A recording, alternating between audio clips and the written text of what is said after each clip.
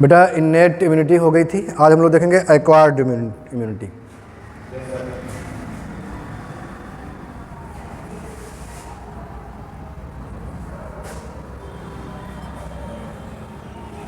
Acquired immunity बेटा develop होती है आफ्टर बर्थ। जैसे इनेट इम्यूनिटी बाय बर्थ होती है, एक्वायर्ड इम्यूनिटी बर्थ के बाद डेवलप होती है, लेकिन बनती बर्थ के बाद नहीं होती, पहले से ही है। लेकिन इसमें डेवलपमेंट जो होता है, एडॉप्टेशन, ये बहुत बाद में होता है, ये एडॉप्टेड होती है। जैसे जैसे इन्फेक्शन होते जाएंगे नए नए, तो इसमें चूँकि मेमोरी होती है, इसलिए इसमें ये एडॉप्टेड होती जाती है ये। और ये बेटा स्पेसिफिक होती है। जैसे इनेट इम्यूनिटी नॉन स्पेसिफिक होती थी, ये स्पेसिफिक है, बट थोड़ा वाइड रेंज तक। एक टाइप का जो इम्यून सिस्टम है एक्वायर्ड, वो बहुत से पैथोजेंस को रिकॉग्नाइज कर सकता है इसमें। ठीक है बेटा, तो ये है एक्वायर्ड इम्यूनिटी। एक्वायर्ड इम्यूनिटी बेटा दो तरह की होती है, एक होती है active acquired immunity,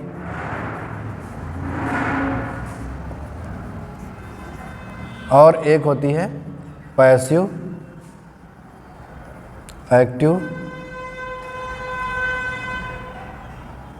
acquired immunity. Active acquired immunity वो होती है बेटा जो एक्टिवेटेड होती है होस्ट सेल में, और जिसमें एंटीबॉडी बनते हैं एक्टिवली। पैसिव में क्या होता है कि इसमें एंटीबॉडी बनते नहीं है, इसमें एंटीबॉडी बाहर से दिए जाते हैं। तो ये वाली होती है पैसिव एक्वायर्ड इम्यूनिटी, और ये वाली एक्टिव लिख दिया हमने, पैसिव एक्वायर्ड इम्यूनिटी। इसमें एंटीबॉडी बाहर से दिए जाते हैं। ठीक है, तो ज़रा इसको एक्टिव को समझ लेते हैं, ऊपर लिखते हैं थोड़ा सा।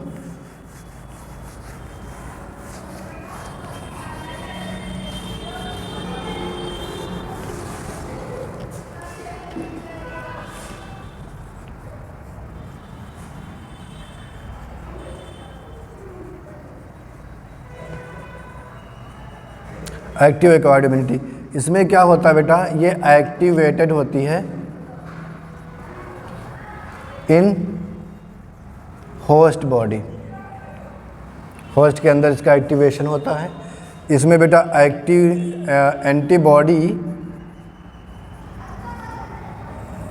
एंटीबॉडीज का फॉर्मेशन होता है। ठीक है बेटा, लेकिन क्या होता है जब एंटीबॉडी बनते हैं बेटा, तो इसमें थोड़ा सा टाइम लगता है, डिलेड होती है ये, delayed but long lasting. Antibody बनेंगे, जब कोई इन्फेक्शन होगा उसके अगेंस्ट एंटीबॉडी बनेंगे, तो बनने में थोड़ा टाइम लगेगा, या यूँ कहें लाइक पीरियड थोड़ा ज़्यादा होगा। तो ये बनेंगे एंटीबॉडी, थोड़ा टाइम लगेगा, डिलेड होता है, लेकिन फिर जब बन जाएंगे तब ये लॉन्ग लास्टिंग रहेंगे। ठीक है, इसमें बेटा इम्यूनोलॉजिकल मेमोरी का फॉर्मेशन होता है, या प्रेजेंट हम ऐसे लिख दे रहे हैं। ये बेटा immuno deficient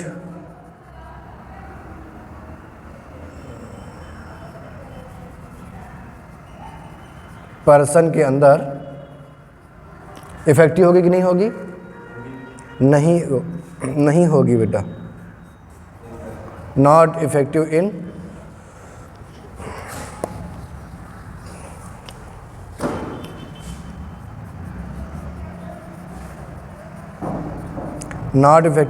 immuno deficient. Immuno deficient का मतलब ये होता है बेटा कि किसी के इम्यून सिस्टम वीक है। ठीक है, वीक है तो मतलब एंटीबॉडी नहीं बन पा रहे हैं, कमज़ोर प्रतिरक्षा वाला व्यक्ति। तो अब इम्यून सिस्टम ही वीक है अगर बेटा, तो एंटीबॉडी कहाँ से बन पाएंगे एक्टिवली ना। तो इस तरह से ये उसमें यूजफुल नहीं, इसमें इफेक्टिव नहीं है ये एक्टिव एक्वायर्ड इम्यूनिटी। ठीक है बेटा, इसके टाइप्स देख लेते हैं, क्या कितने टाइप्स होते हैं बेटा इसके। इसके जो टाइप्स होते हैं वो होते हैं, एक तो होगा बेटा नेचुरल, और दूसरा कौन सा होता है, दूसरा आर्टिफिशियल होता है।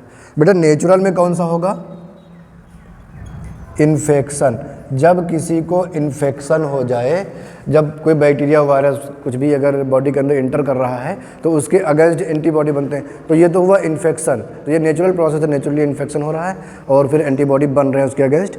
तो यहाँ पर जो इम्यूनिटी डेवलप हो रही है तो ये नेचुरल है इन्फेक्शन से। आर्टिफिशियल में होता है वैक्सीनेशन। बेटा वैक्सीनेशन जब किया जाता है यानी कि इनएक्टिव फॉर्म में एंटीजन को डाला जाता है, दिया जाता है किसी भी तरह, चाहे इंजेक्ट किया जाए ओरली दिया जाए, तो वो जो एंटीबॉडी बनते हैं उसके खिलाफ, उस एंटीजन के खिलाफ जो एंटीजन हमने दिया है, तो वो बनेंगे एंटीबॉडी एक्टिवली ही, तो है तो एक्टिव ही, लेकिन वो आर्टिफिशियल है क्योंकि वो नेचुरली पैथोजन नहीं आया है, हमने बस केवल उसको एंटीजन दिया है, ठीक है, इनएक्टिव करके दिया है। वो एंटीजन हमारे बॉडी में कोई हार्म नहीं कर पाएगा, कोई डिजीज़ काज नहीं कर पाएगा, लेकिन एक चेहरा लेकर आएगा पैथोजन का, ठीक है। तो ये हो गया बेटा आर्टिफिशियल। दूसरा हम यहीं पे देख लेते हैं पैसिव।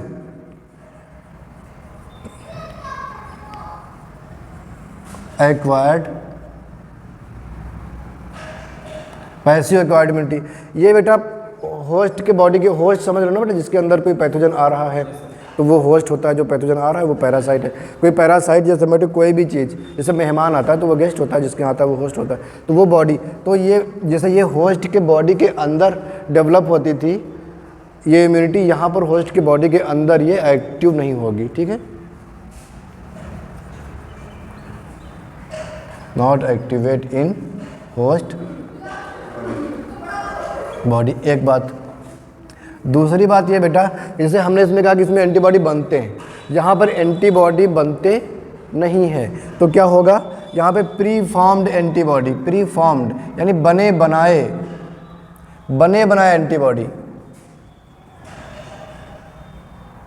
बने बनाए एंटीबॉडी जिसके अंदर इंट्रोड्यूस किए जाते हैं, डाले जाते हैं या आते हैं बाहर से, ये लिख दें कम्स फ्रॉम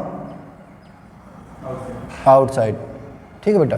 बने बनाए एंटीबॉडी बाहर से आते हैं। अच्छा, जब बने बनाए एंटीबॉडी बाहर से आएंगे तो क्या होगा, टाइम कम लगेगा कि ज़्यादा लगेगा, एंटीबॉडी बाहर से देना हो तो बनाना तो है नहीं, तो टाइम कम लगेगा बेटा, ठीक है। एक्यूट होगा ये क्विक रिस्पॉन्स होगा इसका, कैसा होगा, क्विक रिस्पॉन्स होगा, ठीक है। अब रिस्पॉन्स क्विक होगा बट शॉर्ट लास्टिंग होगा, ज़्यादा दिन तक इसका इफेक्ट टिकेगा नहीं, जब तक हमने एंटीबॉडी दिया है काम होगा, फिर से देना पड़ेगा, फिर कुछ हुआ तो है ना, तो ये शॉर्ट लास्टिंग होगा।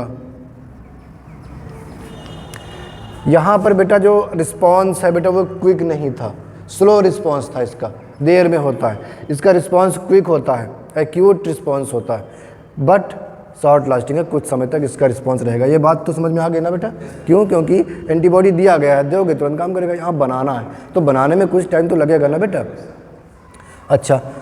अच्छा, यहाँ पे हमने लिखा इसमें इम्यूनोलॉजिकल मेमोरी प्रेजेंट होती, क्या यहाँ पर इम्यूनोलॉजिकल मेमोरी प्रेजेंट होगी, जरा सोच के बताओ, इम्यूनोलॉजिकल मेमोरी प्रेजेंट होगी, नहीं होगी। क्यों नहीं होगी, क्योंकि लड़ना नहीं है उसको, जो लड़ेगा फाइट करेगा, एंटीबॉडी बनाएगा पैथोजन के साथ फाइट करके, तो वो रिकॉग्नाइज करेगा तो वो एंटीबॉडी बनाएगा, है ना, तो उसके लिए क्या है कि वो मेमोरी बनेगी। लेकिन यहाँ पर वो फाइट ही नहीं कर रहा, एंटीजन से लड़ ही नहीं रहा है, पैथोजन से, बने बनाए एंटीबॉडी आ गए हैं तो मेमोरी भी नहीं बनेगी, ठीक है। No immunological memory. क्या ये इम्यूनोडिफिशिएंट पर्सन के लिए यूजफुल है, जिसमें इम्यून सिस्टम वीक है, जिसकी प्रतिरक्षा कमज़ोर है, उसमें क्या ये काम आएगा बेटा पैसिव एक्वायर्ड इम्यूनिटी?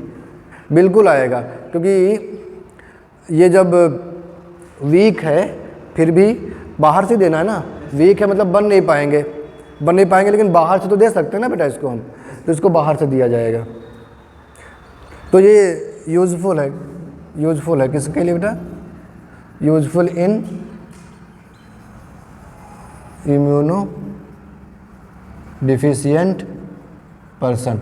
अब देखो बेटा, जो इम्यूनो डिफिशिएंट नहीं है उसके लिए भी ये यूज़फुल होगा, और जो इम्यूनो डिफिशिएंट होगा उसके लिए तो यूज़फुल होगा ही, ठीक है, दोनों के लिए यूज़फुल होता है। ये जो इम्यूनोलॉजिकली एक्टिव पर्सन्स हैं उनके लिए यूज़फुल होगा, जो इम्यूनो डिफिशिएंट है उनके लिए ये एक्टिव नहीं होगा, ठीक है ना। इसके बेटा टाइप्स इसके भी देख लेते हैं। बेटा कितने टाइप्स होंगे, यहाँ पे 2 टाइप्स हमने देखे थे, नेचुरल एंड आर्टिफिशियल। यहाँ पे भी हम 2 टाइप्स देखेंगे, एक देखेंगे नेचुरल और दूसरा क्या देखेंगे बेटा, आर्टिफिशियल देखेंगे। नेचुरल में बेटा कुछ जैसे ये इम्यूनोग्लोबिन्स होते हैं IgG और IgA, ये 2 मिलते हैं, लेकिन ये बेटा बाय बर्थ मिलते हैं, मदर से मिलते हैं बच्चे को, बनाने नहीं है। पैसिव है, बनाने तो नहीं होंगे, मदर से मिलेंगे ये, है ना।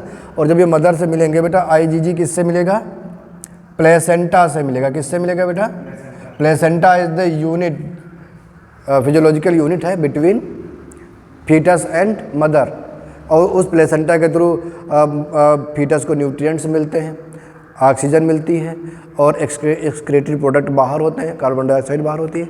तो वो एक कनेक्शन है, connection between mother to foetus. तो ये कनेक्शन है बेटा इसमें, ठीक है। तो अब बेटा प्लेसेंटा, तो उस प्लेसेंटा के थ्रू बेटा कुछ इम्यूनोग्लोब्यूलिन्स आ जाते हैं। कौन आ जाता है बेटा, इम्यूनोग्लोब्यूलिन्स आ जाते हैं, IgG, ठीक है। ये किस में आते हैं बेटा, फीटस में आते हैं। किस में आते हैं, टू मदर, मदर से फीटस में आ जाते हैं, ठीक है ना बेटा। देखो अब placenta, via placenta from mother to foetus, foetus में ही आ जाएगा वाया बाई प्लेसेंटा लिखे दे रहे हैं ना बेटा, ऐसे लिख लो। ये किससे आएगा बेटा, ये आएगा कोलेस्ट्रम से, कोलेस्ट्रम से टू चाइल्ड, यानी बच्चे को, जब बच्चा दूध पिएगा तब उससे आएगा। कोलेस्ट्रम तो समझ ही रहे होगे बेटा, नहीं, कोलेस्ट्रम का मतलब होता है मिल्क, मदर का मिल्क। कौन सा, फर्स्ट वीक का, शुरू में जो 1 हफ्ते का मिल्क होता है उसको कोलेस्ट्रम बोलते हैं। उसमें बेटा फैट होता है ज़्यादा, न्यूट्रिएंट ज़्यादा होते हैं, एंटीबॉडीज़ होते हैं, और ये बहुत ही ज़रूरी होता है बच्चे के लिए ना बेटा, कोलेस्ट्रम। तो ये दिया जाता है बच्चे को कोलेस्ट्रम। तो उस कोलेस्ट्रम में इम्यूनोग्लोबिन A होता है, IgA। प्लेसेंटा के थ्रू फीटस में जो आता है उसमें IgG होते हैं। IgG का साइज बहुत छोटा होता है, तो प्लेसेंटा से बाहर आ जाते हैं और बच्चे को में जाते हैं, ठीक है बेटा। आर्टिफिशियल क्या होता है, आर्टिफिशियल में आता है सीरम, और सीरम तो हमने बताया था ना बेटा, ये इसमें प्रीफॉर्म्ड एंटीबॉडीज होते हैं, सीरम तैयार किया जाता है, एंटी वेनम है, एंटी रेबीज, सब सीरम सबका तैयार किया जाता है और फिर ये दिया जाता है डायरेक्टली। तो फिर ये पैसिवली वर्क करता है, पैसिवली आता है, फिर ये वर्क करता है इम्यून सिस्टम की तरह बॉडी के अंदर। तो ये है बेटा, ये एक्टिव एक्वायर्ड इम्यूनिटी है और ये है पैसिव एक्वायर्ड इम्यूनिटी, ठीक है बेटा। स्क्रीनशॉट ले लो या फिर नोट कर लो, फिर हम इसको इरेज करें।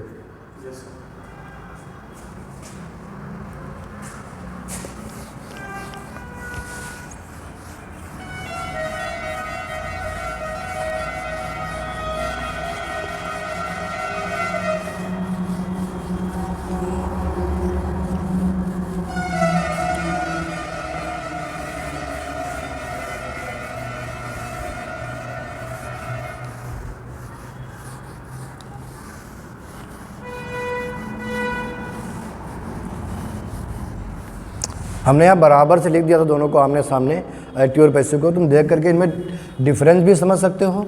दोनों को अलग अलग अगर याद करना है तो अलग अलग याद कर लो। सामने कंट्रास्टिंग कैरेक्टर्स हैं अलग अलग दोनों के, तो आप डिफरेंस भी इजीली समझ सकते हो।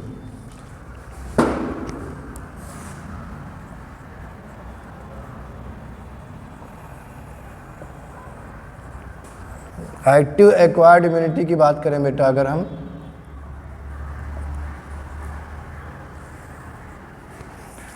तो इसमें क्या होता है बेटा, एक्टिव एक्वायर्ड इम्यूनिटी अभी बताया ना बेटा कि एक्टिवली इसमें एंटीबॉडी फॉर्म होते हैं, उसको एक्टिव एक्वायर्ड इम्यूनिटी कहते हैं। ये भी बेटा अब ये 2 तरह से हम इसको देखेंगे। पहला होता है प्राइमरी एक्टिव एक्वायर्ड इम्यूनिटी। दूसरा होता है बेटा सेकेंडरी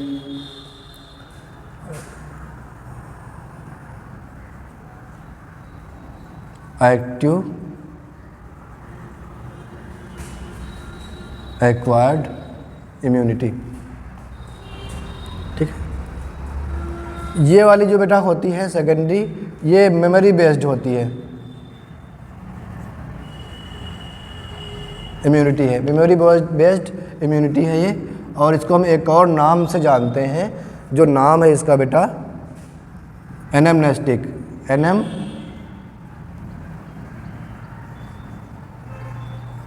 एनेमनेस्टिक एक्टिव एक्वायर्ड इम्यूनिटी। ठीक है बेटा, primary active acquired immunity, secondary. पहले समझ लो होता क्या। प्राइमरी का मतलब है जब फर्स्ट टाइम कोई एंटीजन आता है तब उसके खिलाफ एंटीबॉडी बनते हैं, उसको पहले पहचाना जाता है, रिकॉग्नाइज किया जाता है, रिकॉग्नाइज करने के बाद उसके एंटीबॉडी बनाए तो उससे फाइट किया जाता है, उसको रिमूव किया जाता है, उसको डिस्ट्रॉय किया जाता है। लेकिन जब बेटा जब पहली बार इसको डिस्ट्रॉय किया जा रहा होता है उस टाइम इसके मेमोरी बन चुकी होती है कि जब नेक्स्ट टाइम ये सेम एंटीजन बॉडी के अंदर आता है ना बेटा, जब सेम एंटीजन नेक्स्ट टाइम आएगा तो वो मेमोरी सेल्स पहले से बनी हुई हैं, तो जो इम्यून रिस्पांस होगा उसको हम बोलेंगे सेकेंडरी एक्टिव एक्वायर्ड इम्यूनिटी या secondary active acquired immune response. ठीक है, जब दोबारा होगा, क्योंकि अब एक बार हो चुका है तो दोबारा वाले को हम क्या बोलेंगे बेटा, सेकेंडरी। पहले वाले को क्या बोलेंगे, प्राइमरी। तो ये बेटा इम्यून रिस्पांस जो होता है ये कब होता है, ऑन फर्स्ट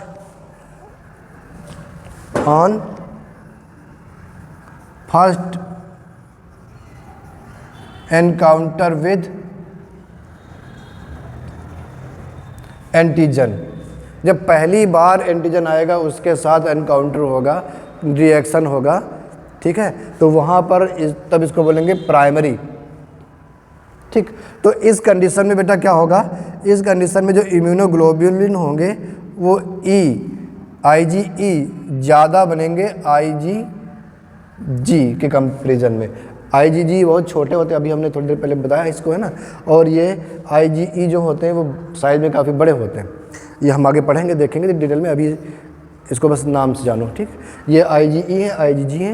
ये जब प्राइमरी एक्टिव एक्वायर्ड इम्यूनिटी होगी जिसमें ये IgE ज़्यादा बनेंगे, ये साइज में थोड़ा सा बड़े होते हैं। ठीक है,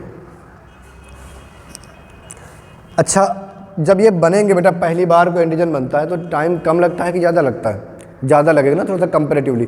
तो इसमें जो टाइम लगेगा बेटा वो टाइम लगता है, उस टाइम को हम लैग पीरियड बोलते हैं। क्या बोलते हैं बेटा, लैग पीरियड। कौन सा लैग पीरियड होता है, जब कोई इन्फेक्शन हुआ, इन्फेक्शन होने के बाद एंटीबॉडी बने, इन्फेक्शन होने और एंटीबॉडी बनने के बीच का जो टाइम है उसको लैग पीरियड बोलते हैं।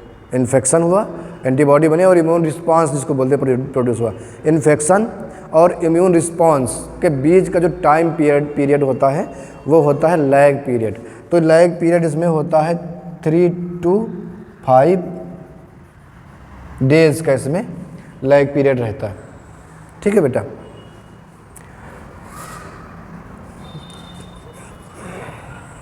तीसरी बात यह बेटा कि इसमें जो मेमोरी सेल्स होंगी बेटा ये बनेंगी,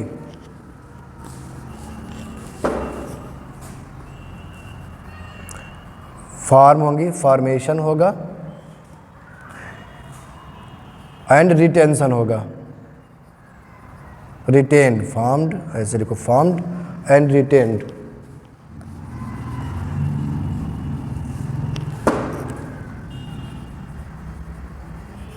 फॉर्म्ड एंड रिटेन्ड। ठीक है, देखो मेमोरी सेल्स बनेंगी इसमें और वो रिटेन भी करेंगी। जब भी एंटीजन के साथ एनकाउंटर होगा इनका तब मेमोरी सेल्स बनेंगी और वो रहेंगी, वो आगे काम आएंगी। ठीक है, ये अब इधर देख लेते हैं बेटा, इसको हमने समझ लिया ना बेटा क्या होता है। अब यहाँ पर देखो इसमें क्या होता है, इससे कंपेयर भी कर लेना, इसको पढ़ भी। इसमें क्या होता है, इसमें बेटा ऑन सेकेंड और सक्सेसिव एनकाउंटर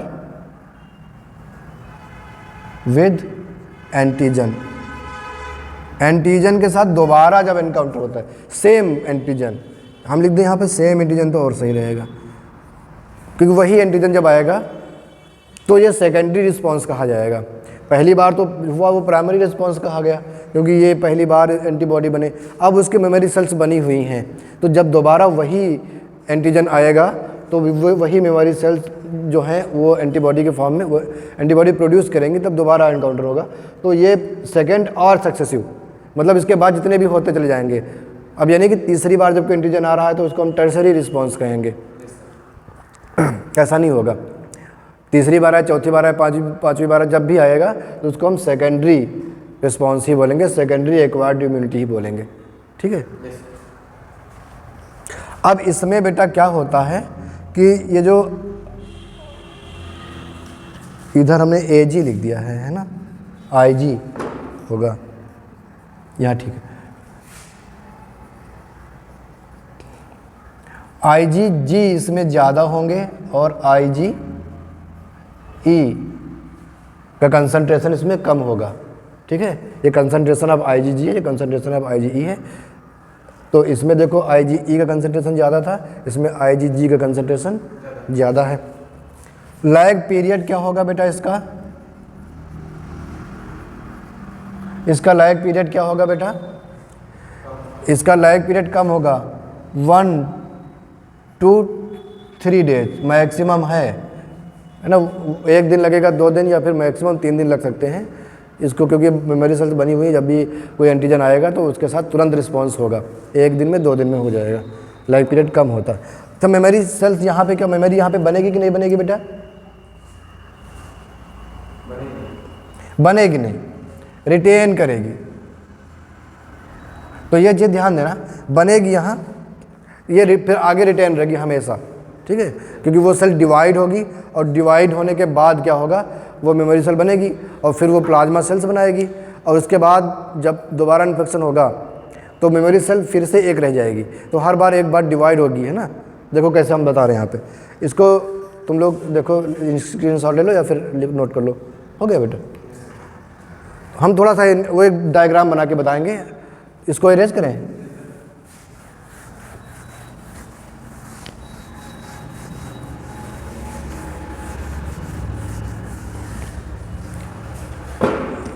ये लाइन खींची रहने देते हैं। अब डायग्राम भी बेटा तुम लोग इसके नीचे बना लेना, है ना, जगह होगी तो। हम यहाँ ऊपर बना दे रहे हैं। ये बेटा बी सेल है, ये क्या है? B cell. बी सेल माने बी लिम्फोसाइट, है ना, बी लिम्फोसाइट है।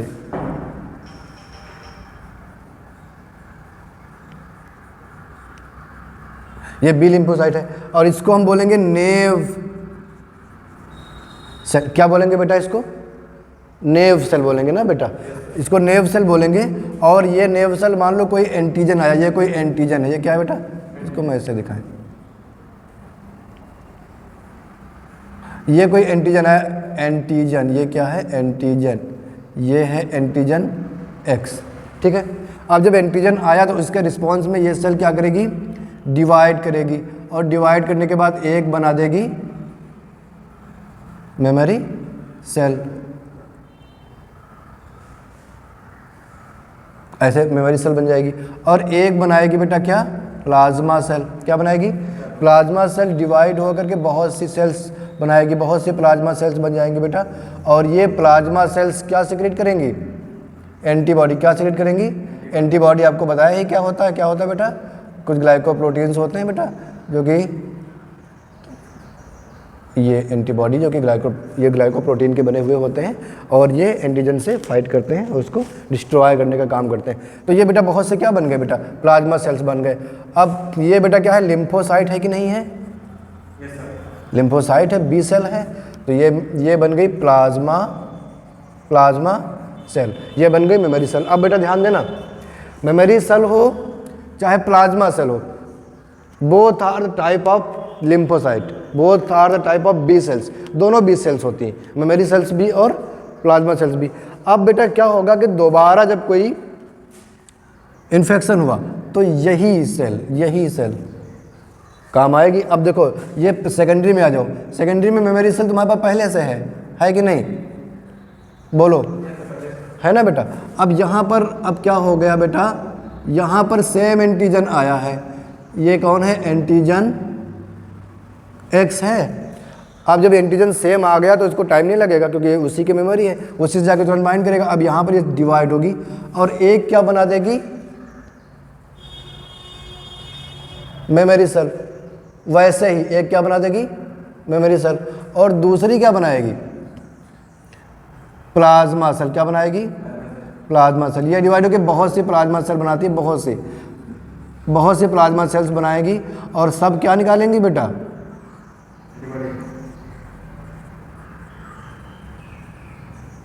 सब एंटीबॉडी निकालेंगे।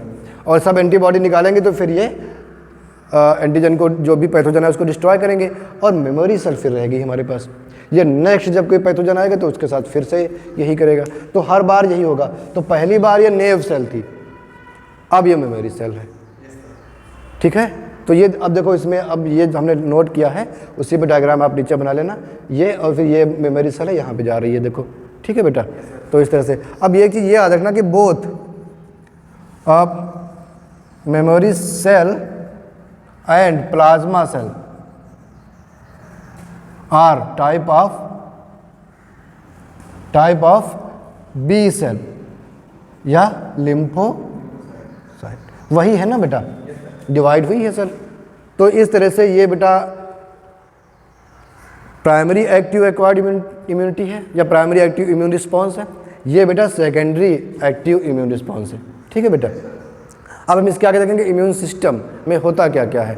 ठीक है, उनके कंपोनेंट देखेंगे और लिम्फॉइड ऑर्गन्स देखेंगे, लिम्फॉइड टिश्यू के बारे में बात करेंगे ना बेटा, जो इनका मेन कंपोनेंट है। ठीक है बेटा, फिर इसको हम इरेज कर रहे हैं ना।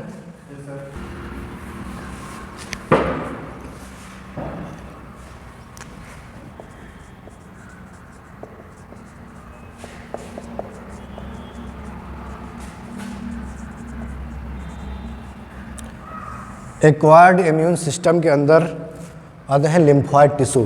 क्या आता है बेटा, सॉरी, लिम्फॉइड सिस्टम।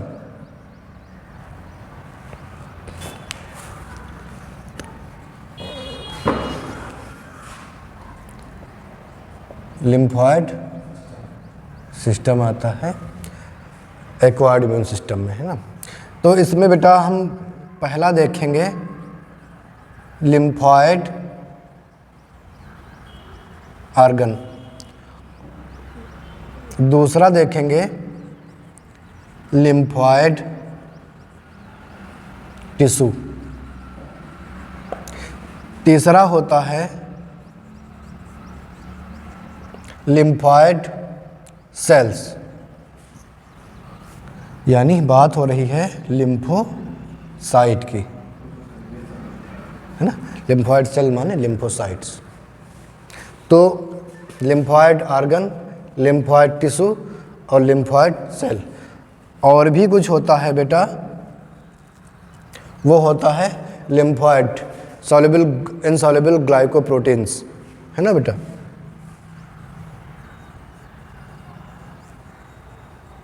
जो कि एक एसेंशियल कंपोनेंट है एक्वायर्ड इम्यून सिस्टम के। तो यहाँ पे देखो लिम्फॉइड ऑर्गन होते हैं, लिम्फॉइड टिश्यू है, लिम्फॉइड सेल्स यानी लिम्फोसाइट्स हैं, और कुछ ग्लाइकोप्रोटीन्स हैं। तो ये सब बेटा लिम्फॉइड सिस्टम या लिम्फेटिक सिस्टम का हिस्सा है। ठीक है, और ये बनाते हैं मिलकर के एक्वायर्ड इम्यून सिस्टम। ठीक है, तो इनको हम देखेंगे एक एक करके। सबसे पहले हम देखेंगे, ये इरेज कर दें बेटा। सबसे पहले हम देखेंगे lymphoid tissue, lymphoid organ, sorry, lymphoid organ.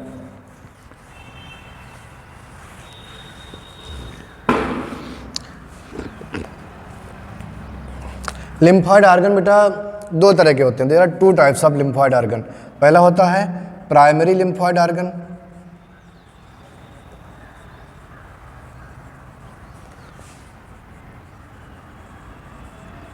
Primary lymphoid organ PLO। दूसरा होता है सेकेंडरी लिम्फॉइड ऑर्गन।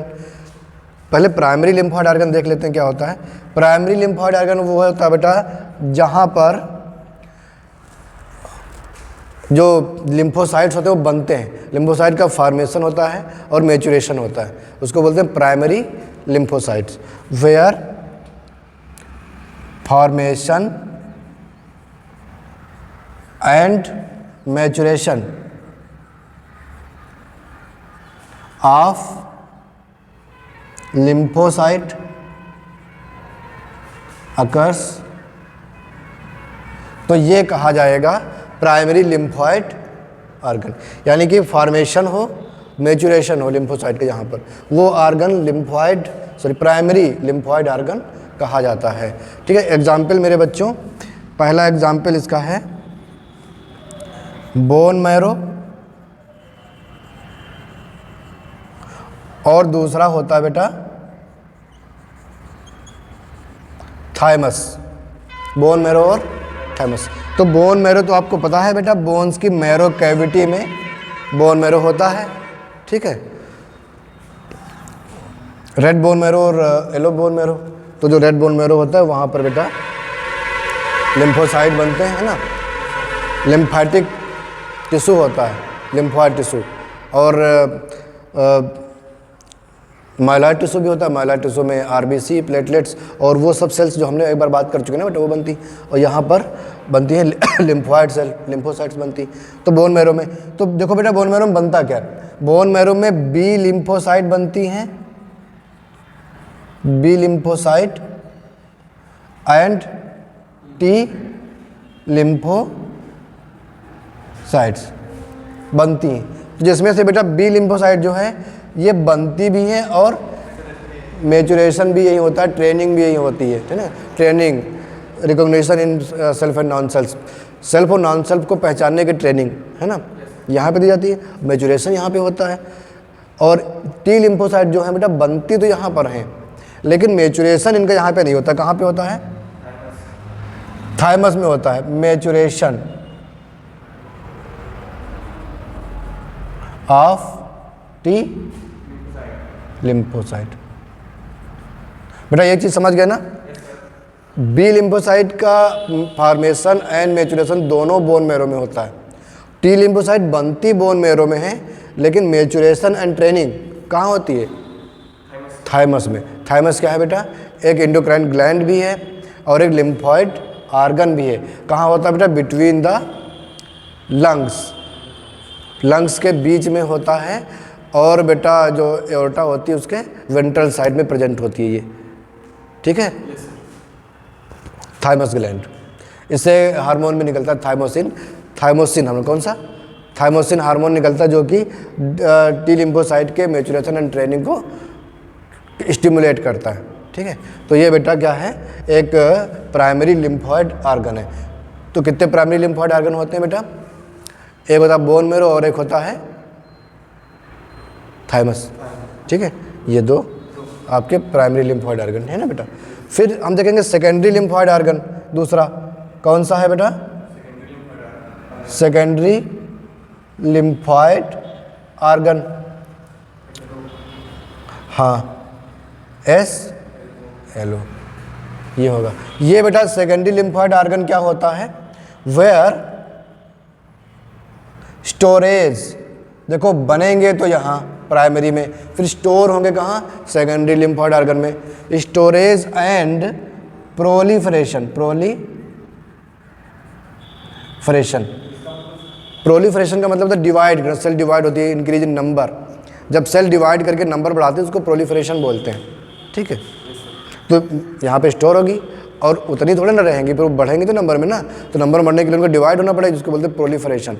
अभी हमने देखा था प्लाज्मा सेल बन रही थी, वजह से वो प्रोलिफरेट ही तो कर रही थी ना, तो इसको बोलते हैं प्रोलिफरेशन, मतलब सेल डिवीजन, आसान भाषा में कहे तो where storage and proliferation of lymphocytes occur, that organ called secondary lymphocyte organ, है ना बेटा, that organ called secondary lymphocyte organ। जहाँ पर बेटा क्या होगा, लिम्फोसाइट का प्रोलिफरेशन होगा और स्टोरेज होगा, और वहीं पर बेटा इम्यून रिस्पॉन्स, जब कोई एंटीजन आएगा, कोई पैथोजन आएगा, तो उन्हीं ऑर्गन्स में क्या होगा, फिर इम्यून रिस्पॉन्स प्रोड्यूस होगा, है ना। इतनी बात समझ में आई बेटा, नोट कर लो और वो कर लो, स्क्रीनशॉट ले लो, इरेज करें। तो देखो बेटा सेकेंडरी लिम्फॉइड आर्गन है बेटा, इसका भी एग्जाम्पल देख लो। सेकेंडरी लिम्फॉइड आर्गन का एग्जाम्पल क्या है बेटा?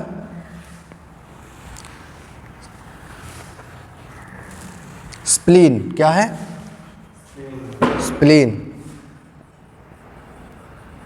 स्प्लीन जो है बेटा वो सेकेंडरी लिम्फॉइड आर्गन है। मेन सेकेंडरी लिम्फॉइड आर्गन जो है ये स्प्लीन है। तो स्प्लीन बेटा कहाँ पे प्रेजेंट होता है? पहले ये देख लेते हैं कि स्प्लीन कहाँ पर। स्प्लीन बेटा ये जो हमारा स्टमक होता है उसके डॉर्सोवेंट्रल साइड में या लैटरली कहीं यहाँ पे प्रेजेंट होता है। यहाँ पे ड्यूडेनम के पास से क्या निकली होती है? पैनक्रियास। तो पैनक्रियास के बिल्कुल पीछे यहाँ पैनक्रियास खत्म है और स्टमक भी इंड है, वहीं पर वेंट्रल साइड में पाया जाता है ये। ठीक है। स्प्लीन कहाँ प्रेजेंट है? Present dorsoventral side of stomach at the end of pancreas. ये बेटा मेन लिम्फॉइड आर्गन है, सेकेंडरी लिम्फॉइड है लेकिन मेन सेकेंडरी लिम्फॉइड आर्गन होता है ये। और बेटा इसमें बेटा क्या होते हैं? जो लिम्फोसाइट होते हैं, लिम्फोसाइट स्टोर्ड रहते हैं और इसमें प्रोलिफरेट करते रहते हैं। ठीक है बेटा। स्प्लीन लगे हाथ बता दें कि ये बेटा ग्रेवयार्ड होता है, ग्रेवयार्ड ऑफ आरबीसी ये कहा जाता है। Is also called graveyard of RBC, क्योंकि आरबीसी का इसमें डिग्रेडेशन होता है। एक्चुअली लीवर में जो कफर सेल्स होती हैं वो आरबीसी को क्या करती हैं? डिग्रेड करती हैं, लेकिन वो ब्लड सर्कुलेशन में ना जा पाए क्योंकि वहाँ पे टॉक्सिक होता है ना, वो जो हीमोग्लोबिन सब कुछ वो डिग्रेड होने के बाद जो बचता है वो टॉक्सिक रिस्पॉन्स भी कर सकता है, इसलिए उसको यहाँ पर डिस्ट्रॉय किया जाता है ला करके। उसके प्लाज्मा मेम्ब्रेन को भी यहाँ पर डिस्ट्रॉय किया, वो उसकी तो रिसाइकलिंग हो जाती है। ठीक है। कुछ पिगमेंट्स बनते हैं बेटा, बाइलरुबिन, बिलिरुबिन, उसी से बनते हैं ना बेटा, जब आरबीसी डिस्ट्रॉय होता है। और उसके बाद ये जो प्लाज्मा मेम्ब्रेन आ करके यहाँ पर इसका प्लाज्मा मेम्ब्रेन यहाँ पर डिग्रेड होती है, तो इसलिए इसको बोलते हैं ग्रेवयार्ड ऑफ आरबीसी, आरबीसी का कब्रिस्तान स्प्लीन को बोला जाता है ना बेटा। इसको हम ब्लड बैंक भी बोलते हैं बेटा। यहाँ पर ब्लड का फिल्ट्रेशन भी होता है कि नहीं? तो ये सब काम है। तो मेन काम इसका जो है बेटा वो इम्यूनिटी प्रोवाइड करना होता है। यहाँ पर बेटा जो लिम्फोसाइट होते हैं वो स्टोर होते हैं आकर के, प्रोलिफरेट करते रहते हैं और यहाँ पर इम्यून रिस्पॉन्स भी प्रेजेंट होता है। तो इसलिए इसको स्प्लीन को बोलते हैं सेकेंडरी लिम्फॉइड आर्गन। ठीक है, नोट कर लो बेटा।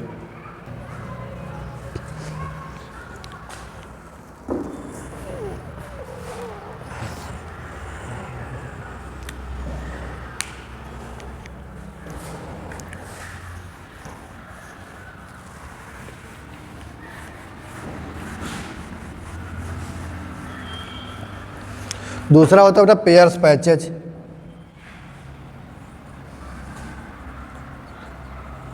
पेयर पैचेज बेटा कहाँ पाए जाते हैं?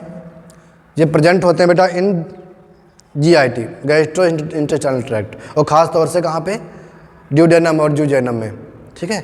वहाँ पर बेटा क्या होते हैं? कुछ पैचेज होते हैं जहाँ पर जो विलाई होते हैं, माइक्रोविलाई ना बेटा, वहाँ पर एब्सेंट है और वहाँ पर कुछ पैचेज बने हुए हैं, टिश्यू है।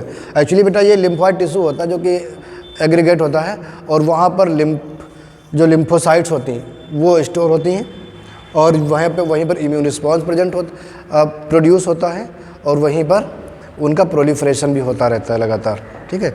तो आप डाइजेस्टिव सिस्टम में आप इसको पढ़ेंगे। इंटरनल लाइनिंग जो होती है, म्यूकोसल लाइनिंग जो होती है बेटा स्मॉल इंटेस्टाइन में, तो वहाँ पर आपको पैचेज के फॉर्म में ये दिखाई पड़ेंगे ना, क्योंकि वहाँ पर भी माइक्रोविलाई प्रेजेंट होती है।